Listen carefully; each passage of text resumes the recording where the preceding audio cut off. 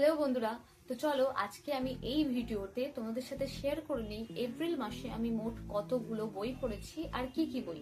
তো আমার এপ্রিল মাস শুরু হয় এই বইটা দিয়ে, অভিযাত্রিক, বিভূতিভূষণ বন্দ্যোপাধ্যায়ের লেখা। এটা মূলত বিভূতিভূষণ বন্দ্যোপাধ্যায়ের ভ্রমণ কাহিনী নিয়ে লেখা। আচ্ছা, এরপরে যে বইটা পড়েছি সেটা হলো পোলিয়ান্না, এলিনিয়র এইচ পোর্টারের লেখা। তারপরে যে বইটা পড়েছি সেটা হলো the palace of illusion by Chitra Banerjee দিবাকরণী। তো এই বইটা মূলত দ্রৌপদীর দৃষ্টিকোণ থেকে পুরো মহাভারতের প্রত্যেকটি চরিত্রগুলিকে বর্ণনা করা হয়েছে, আর মহাভারতের প্রত্যেকটা ছোট ছোট ঘটনাকে তুলে ধরা হয়েছে এই বইটাতে। এরপরে যে বইটা পড়েছি সেটা হলো এটি অগ্নি পরীক্ষা, আশাপূর্ণা দেবীর লেখা। রাধের পাঁচালী, বাণী বসুর লেখা।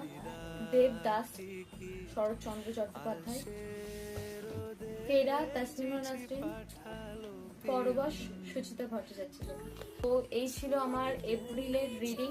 তোমরা জানিও তোমরা মোট কতগুলো বই পড়েছো এপ্রিল মাসে, আর আমার এই বইগুলোর মধ্যে তোমরা যদি ইতিমধ্যে কোনো বই পড়ে থাকো তাহলে সেটাও অবশ্যই জানিও। টাটা।